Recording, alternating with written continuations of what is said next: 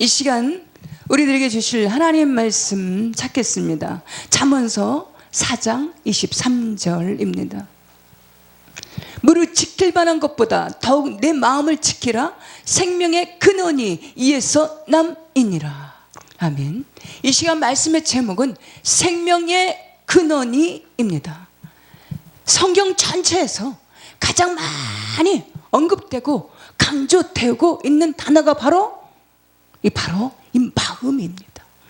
성경 하나님의 말씀에 마음이란 단어가 무려 1032회나 언급되어 기록되고 있습니다. 사무엘상 16장 말씀에 사람은 외모로 보거니와 나 여호와는 마음의 중심을 살피느니라.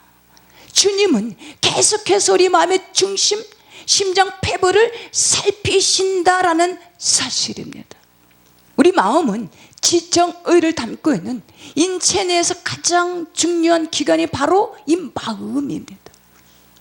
우리의 마음은 우리의 인체의 단순한 그 어느 한 기관이라기보다가 주님의 성령을 담고 있는, 모시고 있는 제 성령께서 내주해 계신 곳이 바로 이 마음이라는 사실입니다. 갈라디아서 4장 말씀에 너희가 아들임으로 하나님이 그 아들의 영을 우리 마음 가운데 보내사 아빠, 아버지라 부르게 하셨느니라. 주 예수 그리스도의 영, 성령을 우리 마음 가운데 보내심으로, 내주하여 주심으로 인하여 창세기 3장 말씀에 아담의 범죄로 인해서 우리 안에 허물과 죄로 인해서 파괴돼버린, 상실해버린 심령의 에덴, 의와 쾌락과 평강으로 하나님의 형상으로 회복해 하시는 줄 믿습니다. 주님은 끊임없이 우리의 마음 가운데 감동 감화로 깨닫게 하시고 깨우쳐 주시는 은혜로 하나님 나라로 온전케 하시고 회복해 하시기를 원하시는 줄 믿습니다. 베드로전서 5장 말씀에 모든 은혜의 하나님 곧 그리스도 안에서 너희를 부르사 자기의 영원한 영광에 들어가게 하시니가 잠깐 고난을 당한 너희를 친히 온전하게 하시며 굳건하게 하시며 강하게 하시며 털을 견고하게 하시리라. 세상에서 살다가 하나님께로 돌아오면 변화되는 것들이 있는데 그것은 어떤 힘든 환경, 그 힘든 환경이 경제 사정이 좋아지고 기도의 응답이 이루어지고 병을 고침받는 역사로 이루시는 줄 믿습니다. 이러한 역사심으로 심령의 삶에 풍성한 변화의 역사가 나타나시기를 축복합니다. 변화 역사 두 번째로는 반드시 변화되어야 되는 것들이 있는데 그것은 우리 안에 우리 마음의 생각의 변화입니다.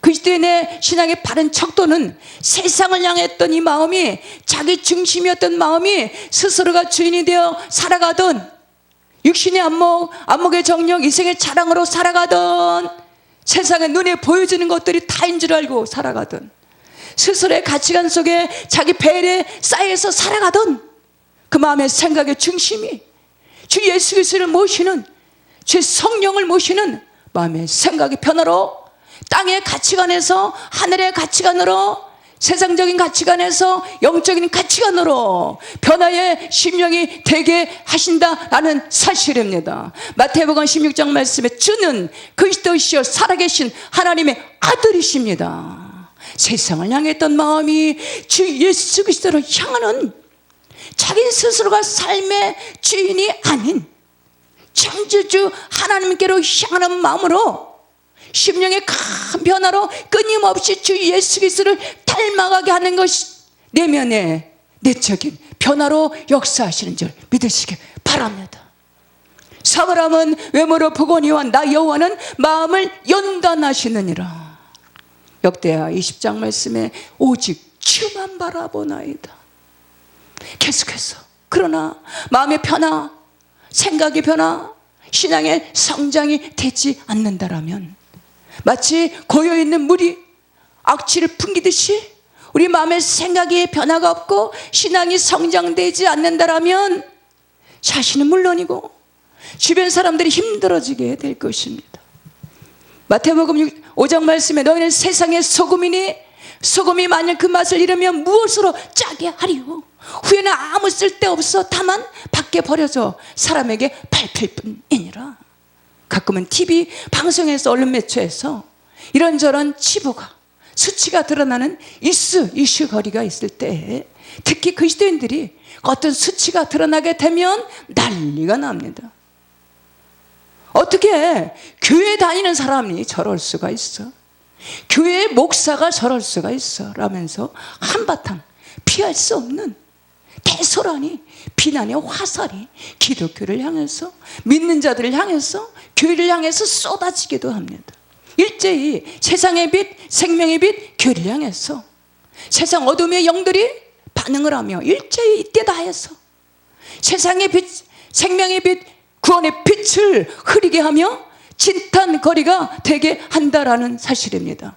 물은 계속해서 흘러야 정화되고 깨끗한 물이 되듯이 만약 물이 흐르지 않고 계속해서 한 곳에 고여 있는 물이 된다라면 그 어느 순간 고여 있는 물에서 악취가 나게 된다라는 사실입니다.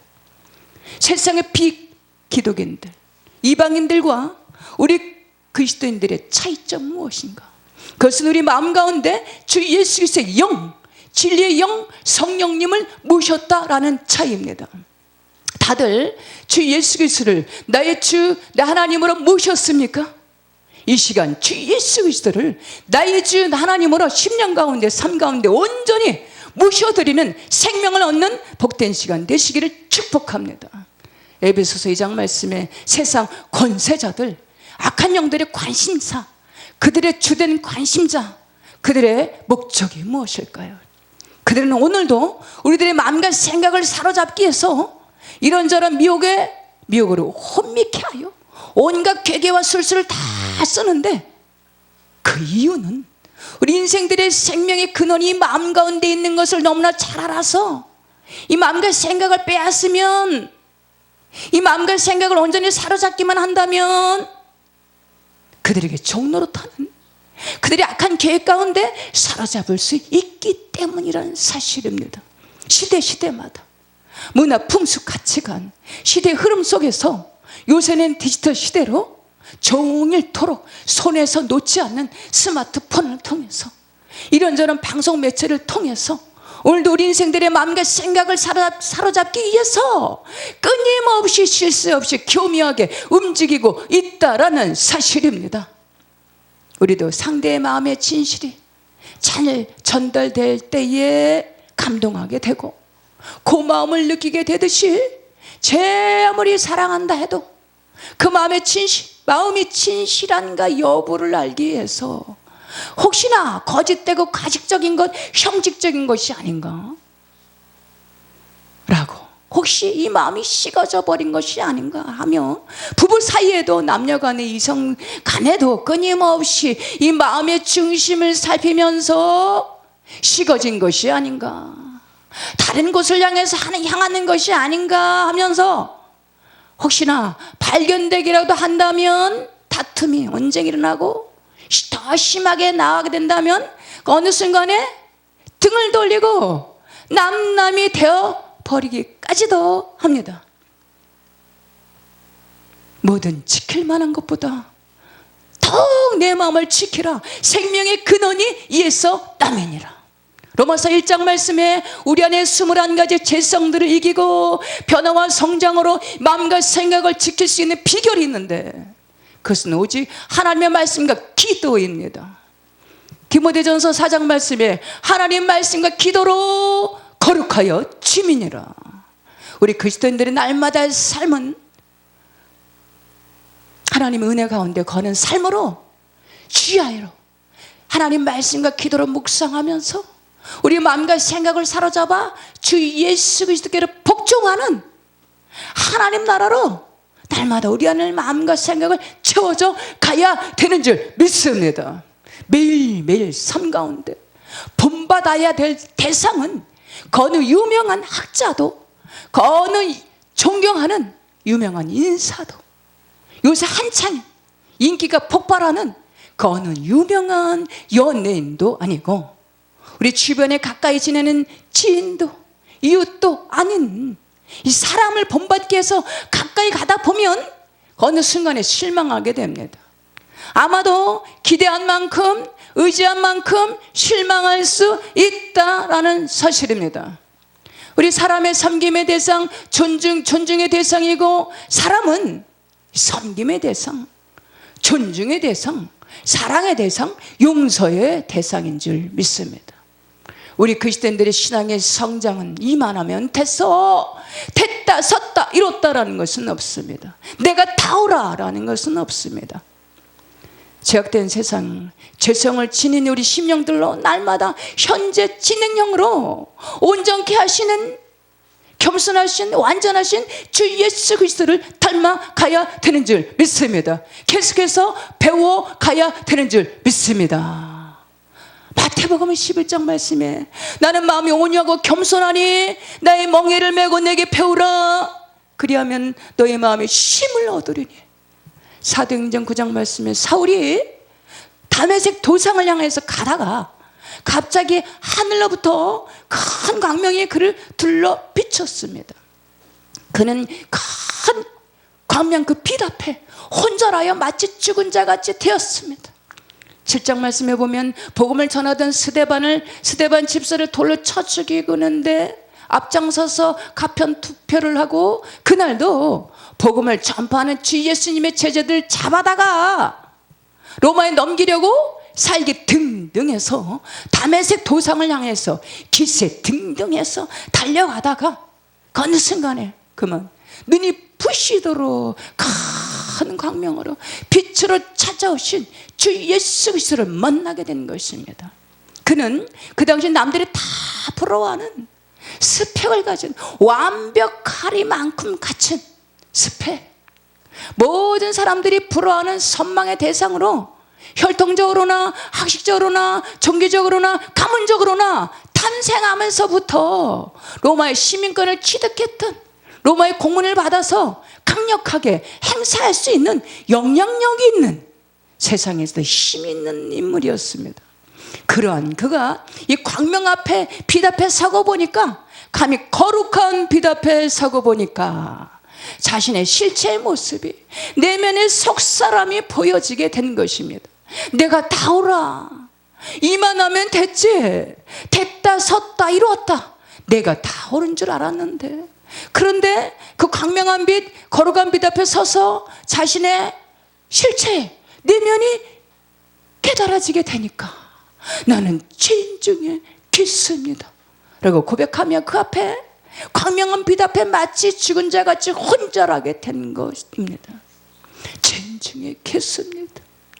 오라, 나는 공고한 사람이로다. 이 사망의 몸에서 누가 나를 건져내랴 단식하면서 사울의 그 높은 자가 겸손한 자 바울로 낮아지게 돼서 철저한 회개로 예수 그리스도의 복음을 전파하는, 순교의 자리까지 기꺼이 나가는, 생명의 복음을 전파하는 세계의 복음에 앞장서는 시대적인 인물이 된 것을 볼 수가 있습니다. 우리 마음의 생각의 변화는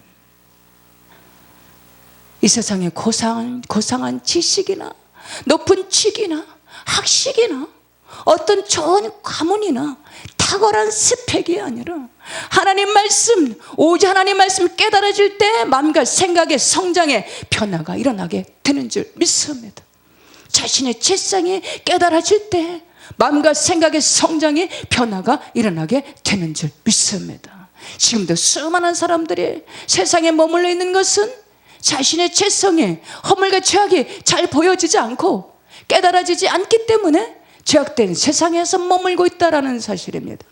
우리 인생들의 죄악과 허물이, 이 죄성이 깨달아지는 것은 오직 주 예수 그리스도의 큰 광명 앞에 설 때에, 거룩한 참빛 앞에 설 때에 비로소 내 자신의 허물과 죄악이, 죄성이 깨달아지게 된다라는 사실입니다. 자신의 허물과 죄가 깨달아질 수 있는 것은 내 주에 계신 진리의 성령께서 깨닫게 해주실 때만이, 은혜를 베풀어 주실 때만이 깨달을 수 있다라는 사실입니다. 죄에 민감한 심령으로 깨닫게 하시는 것은 죄가 많아서 죄를 많이 지어서가 아니라 심령의 내주에 계신 성령의 역사입니다. 주 하나님의 은총입니다. 로마서 7장 말씀, 오라 나는 곤고한 사람이로다. 이 사망의 몸에서 누가 나를 건져내랴. 마태복음 9장 말씀에 나는 의인을 부르러 온 것이 아니요 죄인을 불러 회개케 하러 왔노라. 세상에서 마음과 생각의 변화는 하나님의, 계속해서 우리 마음과 생각의 변화는 하나님의 사랑에 깨달아질 때 변화, 성장이 일어납니다. 에베소서 3장 말씀에 믿음으로 말미암아 그리스도께서 너희 마음에 계시게 하옵시고 너희가 사랑 가운데서 뿌리가 박히고 터가 굳어져서 시편 119편에 고난당하는 것이 내게 유익이라. 이로 말미암아 내가 주의 윤례들을 배우게 되었나이다. 고난을 통해서 마음의 심령의 생각의 변화와 성장이 일어나게 된다라는 사실입니다. 아픈 만큼 성숙해지고, 로마서 8장 말씀에는 그리스도 예수 안에서, 그리스도 예수 안에 있는 생명의 성령의 법이 죄와 사망의 법에서 너를 해방하였음이니라. 성령의 지배를 받을 때, 성령으로 충만할 때 마음과 생각의 변화와 성장이 일어나게 되는 줄 믿습니다. 본문 말씀에 모든 무릇 지킬 만한 것보다 더욱 내 마음을 지키라. 생명의 근원이 이에서 나매니라. 생명의 근원이 마음과 생각을 잘 지키셔서 날마다 변화와 성장의 성숙으로 승리의 삶 살아가시는 저와 우리 모두가 다 되시기를 주님의 이름으로 축복합니다.